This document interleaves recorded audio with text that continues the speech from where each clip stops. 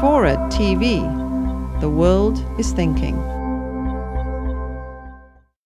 The complexity of the tomato issue, I think, points that out, that from the very recognition of an illness, where we identify the fact that illnesses that are occurring in diverse parts of our country all seem to be related to the same kind of bacteria, creates almost a CSI-like investigation where we have to first identify with certainty the culprit, the bacteria, then go through a process of trying to detect what the common features are with regard to what was it that those patients were exposed to that might have contained that bacteria, and were exposed to just a host of things every day.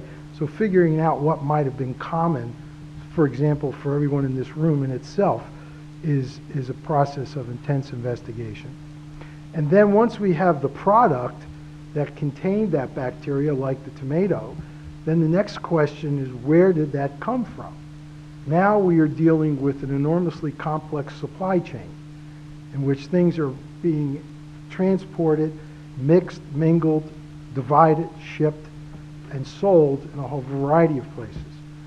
Once we've gone through the supply chain to where that supplier obtained that tomato, we begin to trace it back to the source.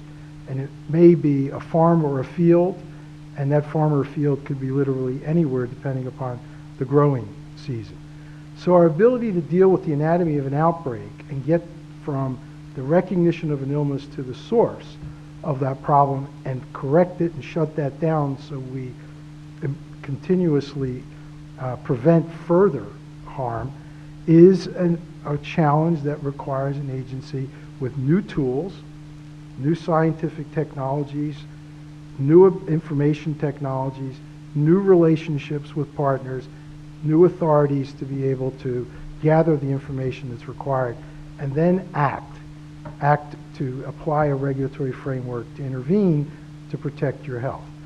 It's not a question of becoming weaker, it's a question of we need to be better.